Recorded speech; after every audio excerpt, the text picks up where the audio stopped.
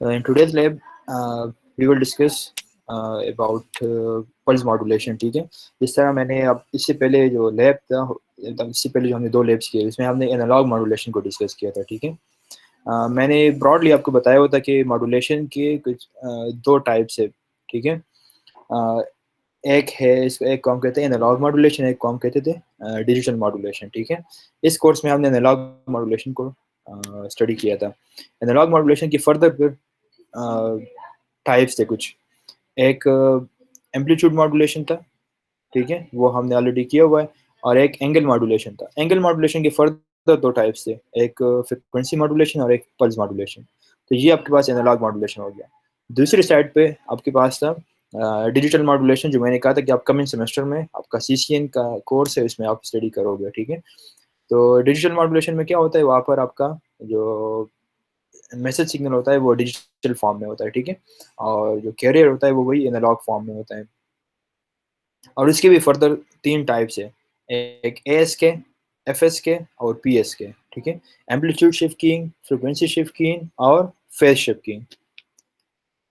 अब analogue modulation और digital modulation दोनों में अगर आप देखें तो आपका कैरियर सिग्नल वही सेम ही दोनों में है. दोनों में कैरियर सिग्नल जो है ना वो एनालॉग फॉर्म में होता है. ठीक है, अब ये जो अब आज हम डिस्कस करेंगे पल्स मॉड्यूलेशन, इसमें जो कैरियर सिग्नल होगा वो आपके पास एक पल्स के फॉर्म में होगा. ठीक है,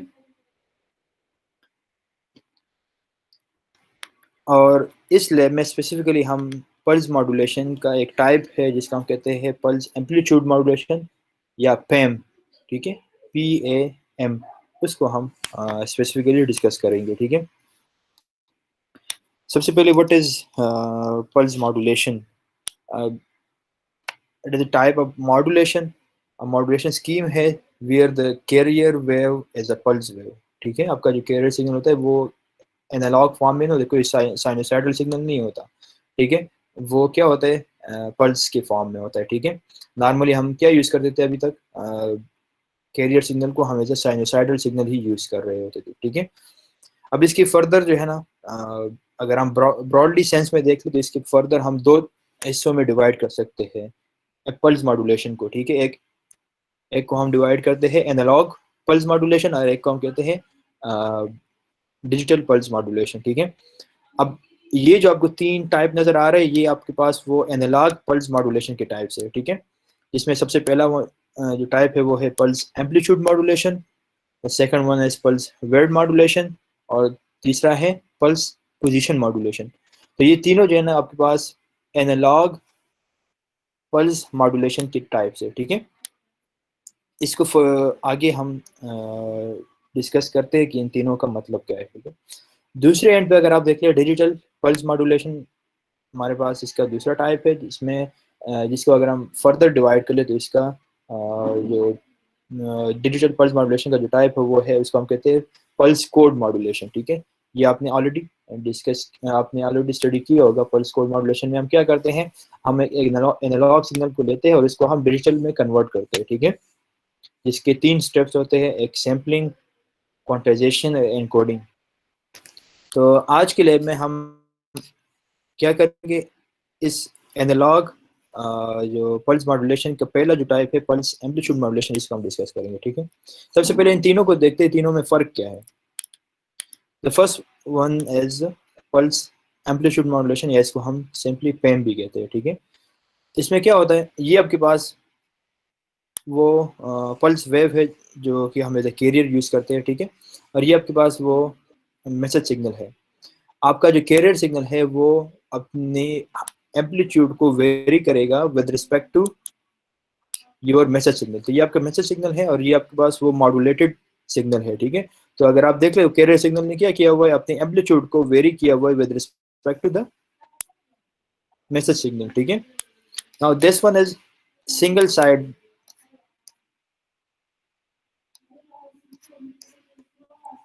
This modulated signal is actually a single side band pulse amplitude modulated signal. Okay, अगर हम पल्स वेड मॉड्यूलेशन की बात करते हैं तो वहाँ पर क्या होता है, आपका जो कैरियर सिग्नल है, कैरियर जो पल्स सिग्नल है उसकी वेट को हम क्या करते हैं, वेरी करते हैं with respect to the message signal. ये देख ले अब इसका वेट क्या हो रहा है, वेरी हो रहा है, कभी कम हो रहा है कभी ज्यादा हो रहा है, ठीक है। जबकि इसका जो एम्पलीट्यूड है वो कांस्टेंट है, एम्पलीट्यूड ज्यादा नहीं हो रहा। ये अक्सर आपने आर्डिनो के कोई प्रोजेक्ट वगैरह किए होंगे, तो उसमें हम क्या करते हैं, अगर आपने एलईडी का कोई लाइट आपने कम ज़्यादा करना है तो वहाँ पर हम कहते हैं कि पीडब्ल्यूएम के सिग्नल के वेट को ज़्यादा करो, जो आपका जो पल्स है उसके सिग्नल को, इसकी वेट को जो है ना ज़्यादा कर लो। तो वहाँ पर हम मोस्टली हम क्या करते हैं, इस पीडब्ल्यूएम सिग्नल को हम यूज़ करते हैं, ठीक है। इसकी वेट को ज़्यादा करोगे तो आपका एलईडी ज़्यादा ग्लो करेगा, वेट को कम करोगे तो आपका एलईडी कम ग्लो करेगा, ठीक है। And last one is ppm, pulse position modulation, ठीक है। ये अगर आप देख लें, ये आपके पास मैसेज सिग्नल है, ये आपके पास पैम सिग्नल आ गया जो कि अपने एम्पलीट्यूड को वेरी कर रहा है with respect to the message signal, ठीक है। यहाँ पर कम है, यहाँ पर ज़्यादा हो गया क्योंकि यहाँ पर आपको मैसेज सिग्नल का एम्पलीट्यूड भी ज़्यादा है और ऐसे ऐसे कम हो रहा है फिर, ठीक है। इसके बाद ये है पल्स ड्यूरेशन मॉड्यूलेशन भी हम इसको कहते हैं, पल्स वेट मॉड्यूलेशन भी हम इसको कहते हैं, ठीक है। पीडीएम भी कहते हैं और पीडब्ल्यूएम भी कहते हैं, ठीक है। तो ये आपके पास पल्स वेट मॉड्यूलेशन का ग्राफ आ गया, जहाँ पर आपके पास क्या है, पल्स का वेट कम ज़्यादा हो रहा है, यहाँ पर ज़्यादा है, यहाँ पर और भी ज़्यादा है, यहाँ पर कम हो गया और भी कम हो गया, ठीक है। तो एम्पलीट्यूड कांस्टेंट है और हम क्या करते हैं, वेट को हम वेरी करते हैं, ठीक है। फिर आता है पल्स पोजिशन मॉड्यूलेशन। इसमें क्या होता है, आपका पल्स का वेट भी कांस्टेंट रहता है और एम्पलीट्यूड भी कांस्टेंट रहता है, ठीक है। ये देख ले, वेट सब सारे पल्स का वेट जो है ना वो सबका कांस्टेंट है और जो एम्पलीट्यूड है वो भी कांस्टेंट है, ठीक है। हम क्या चेंज करते हैं, हम सिर्फ इसकी पोजीशन को वेरी करते हैं, कौन से टाइम स्लॉट पे हमने इस पल्स को हमने जनरेट करना है, ठीक है, वो हम चेंज करते रहते हैं। और आखिर में हमारे पास क्या है, ये मैंने बताया था कि ये तीनों जो है ये एनालॉग पल्स मॉड्यूलेशन के टाइप है और ये जो पीसीएम है ये डिजिटल पल्स मॉड्यूलेशन के टाइप है, ठीक है, जिसमें हम एक एनालॉग सिग्नल को डिजिटल में कन्वर्ट कर लेते हैं। अब इन तीनों में जो है ना, पैम, पीडब्ल्यूएम और पीपीएम, इन तीनों में हम मोस्टली यूज़ करते हैं पीडब्ल्यूएम या पीपीएम को। क्यों? क्योंकि आपका जो पैम सिग्नल है, इसमें नुकसान क्या है, नुकसान ये है कि इसका बैंडविड्थ रिक्वायरमेंट ज़्यादा है, ठीक है। ये अगर इसको आप ट्रांसमिट करना चाहते हैं तो इसको ज़्यादा बैंडविड्थ रिक्वायर होता है, ठीक है। और सेकेंडली इसमें अगर आप देख लें, इसमें हमारे पास जो कैरियर सिग्नल का एम्पलीट्यूड वेरी हो रहा है तो इसमें नॉइज़ का इफेक्ट ज़्यादा आ सकता है, ठीक है। अगर नॉइज़ इसमें ऐड हो गया तो इसका एम्पलीट्यूड और भी ज़्यादा हो जाएगा और आप डेटा लॉस हो सकता है। जबकि अगर दूसरी साइड पर आप इस पीडब्ल्यूएम सिग्नल या पीपीएम को देख लें तो आपके पास क्या है, नॉइज़ कांस्टेंट है, क्या कहते हैं, ये एम्पलीट्यूड कांस्टेंट है, जिसकी वजह से नॉइज़ इस पे क्या करता है, नॉइज़ इस पे इफेक्ट नहीं कर सकता, ठीक है। और इसके अलावा क्या है, इसके अलावा ये है कि इसका इन दोनों का बैंडविड्थ रिक्वायरमेंट भी कम से कम है as compared to the PAM signal. ये कुछ जनरल सी बातें थी, अ, आपको ये पता होनी चाहिए, ठीक है। अब इसको हम आज का लैब जो है ना, हम इस वाले सिग्नल को हम इम्प्लीमेंट करेंगे मैटलैब पे, ठीक है, इस वाले सिग्नल पे। अब इसको मैटलैब पे किस तरह हम इसको इम्प्लीमेंट कर सकते हैं या इसको जनरेट कर सकते हैं, इसके लिए सिंपल कोड है। कोड क्या है, सबसे पहले आपने ये तो, अगर आप लिखोगे या नहीं लिखोगे तो कोई फ़ायदा नहीं है, क्लियर और क्लोज ऑल, ठीक है। क्लियर ऑल क्या करेगा कि आपकी जो भी वेरिएबल वगैरह पहले से डिफाइंड हो आपकी मैटलैब विंडो में, तो वो क्लियर कर देगा। सीएलसी का मतलब क्या है कि अगर आप की कमांड विंडो में अगर कोई वहाँ पर कोई प्रोग्राम रन हुआ है पहले से तो वो उसको क्लियर कर देगा, ठीक है। क्लोज ऑल का मतलब क्या है कि अगर आप मैटलैब का कोई भी विंडो ओपन है तो इस कोड को रन करने से वो विंडो सारे बंद हो जाएंगे, ठीक है। इसके बाद क्या किया हुआ है, एफ सी को हमने डिफाइन किया हुआ है। F C is actually the frequency of the carrier signal, ठीक है। तो वो हमने लिया हुआ है 100 हर्ट्ज। जो आपका कैरियर पल्स होगा उसकी फ्रिक्वेंसी होगी 100 हर्ट्ज। इसके बाद हमने डिफाइन किया हुआ है message signal, F M, message signal की फ्रिक्वेंसी को, ठीक है। वो हमने किस तरह डिफाइन किया हुआ है, हमें आपको पता होना चाहिए कि मॉड्यूलेशन में हमेशा जो आपका जो कैरियर सिग्नल होता है उसकी फ्रिक्वेंसी ज़्यादा होगी with respect to the message signal, ठीक है। तो यहाँ पर मैसेज सिग्नल अगर 100 हर्ट्ज है तो जो मैसेज सॉरी यहाँ पर जो कैरियर सिग्नल है वो अगर 100 हर्ट्ज है तो मैसेज सिग्नल क्या होगा, उससे कम होगा। तो हमने क्या किया हुआ है, इसी कैरियर सिग्नल की फ्रिक्वेंसी को डिवाइड बाई 10 किया हुआ है, मतलब कि हमारे पास जो मैसेज सिग्नल की फ्रिक्वेंसी है वो 10 हर्ट्ज आ गई और कैरियर की फ्रिक्वेंसी 100 हर्ट्ज, ठीक है। उसके बाद हमने क्या किया हुआ है, सैम्पलिंग फ्रिक्वेंसी हमने डिफाइन की है, ठीक है। सैम्पलिंग फ्रिक्वेंसी हमने लास्ट जो आपका लैब है उसमें सैम्पलिंग के बारे में था, और उसमें मैंने बताया हुआ था कि आप अगर सैम्पलिंग करना चाहते हैं तो आपका जो सैम्पलिंग फ्रिक्वेंसी है वो आपके सिग्नल की, जिस सिग्नल की आपने सैम्पलिंग करनी है उसके डबल के बराबर या उससे ज़्यादा होनी चाहिए, ठीक है। हमने क्या किया, इसको सिंपली हमने 100 से मल्टीप्लाई किया, मतलब इसके डबल से ज़्यादा है। हम नेक्वेस्ट रूल के यहाँ पर फॉलो कर रहे हैं। तो इसके बाद हमें मैसेज सिग्नल की ज़रूरत है, और अगर आप देख लें यहाँ पर मैसेज सिग्नल आपके पास क्या कौन से फॉर्म में था, एनालॉग फॉर्म में था, ठीक है। ये देख लें साइनोसॉइडल सिग्नल था ये। तो यहाँ पर भी हमने एक कॉज सिग्नल लिया हुआ है, ठीक है। M T mean message signal जो कि बराबर है cos 2 pi F M T. F M is the frequency of the message signal, ठीक है। तो यहाँ पर क्या हो जाएगा, इस कमांड को रन करने से आपके पास मैसेज सिग्नल बन जाएगा, और वो कौन सी वेरिएबल में स्टोर होगा, एम टी में स्टोर होगा, ठीक है। इसके बाद फिर हमने क्या किया हुआ है, हमने अभी कैरियर सिग्नल बनाना है, तो कैरियर सिग्नल को बनाने के लिए हम क्या कर सकते हैं, हम सिंपली स्क्वायर कमांड को यूज कर सकते हैं, ठीक है। स्क्वायर कमांड क्या करेगा, स्क्वायर कमांड अब क्या करेगा, वो एक स्क्वायर सिग्नल जनरेट करेगा, ठीक है। लेकिन इसमें मसला क्या है, मसला ये है कि आपका जो स्क्वायर सिग्नल होता है वो जनरेट होगा फ्रॉम +1 टू -1, ठीक है। लेकिन हमें जो सिग्नल चाहिए, जो पल्स हमें चाहिए, वो चाहिए हमें फ्रॉम 0 टू 1। हमें नेगेटिव साइड चाहिए। अब नेगेटिव साइड को ख़त्म करने के लिए हम क्या कर सकते हैं, इसको मल्टीप्लाई बाय क्या कर दो, 0.5 कर दो, ठीक है। अगर उस स्क्वायर सिग्नल को आप मल्टीप्लाई बाय 0.5 कर दो तो क्या हो जाएगा, जो आपका क्या कहते हैं, नेगेटिव पे -1 है, -1 मल्टीप्लाई बाय 0.5 कर दो, क्या हो जाएगा, -0.5 आ जाएगा, ठीक है। और जो पॉजिटिव साइड पे जो आपके पास 1 है, +1, उसको अगर 0.5 पे मल्टीप्लाई कर लो तो क्या हो जाएगा, +0.5 बन जाएगा। इसके बाद फिर हमने क्या किया हुआ है, इसके साथ हमने +0.5 हमने ऐड किया हुआ है, ठीक है।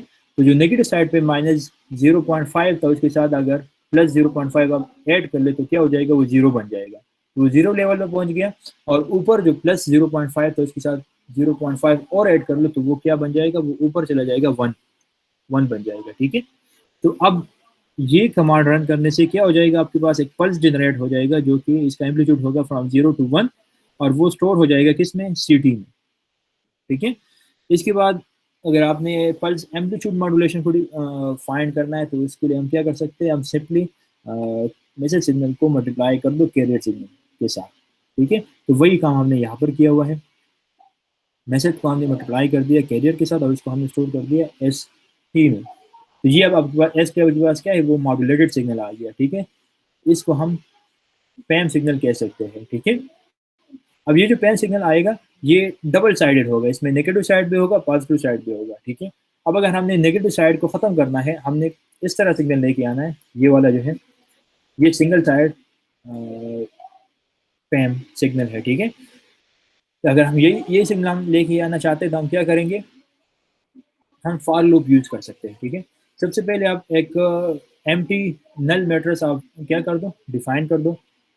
इसके बाद आपने क्या करना है, एक फॉर लूप डिफाइन कर लो, जिसका जो फॉर लूप का जो अल्ट्रेशन होंगे वो कितने होंगे, from 1 to length of the modulated signal. तो जो आपके पास यहाँ पर ये मॉड्यूलेटेड सिग्नल बन गया ना, इसका जितना लेंथ होगा उतना ही इस फॉर लूप की अल्ट्रेशन बनेंगे, ठीक है।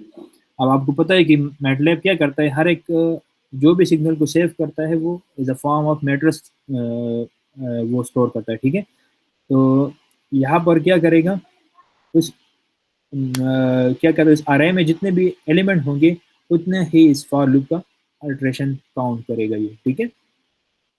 इसके बाद एक एफ लूप हमने लगाया हुआ है, एफ स्टेटमेंट हमने लगाया हुआ है।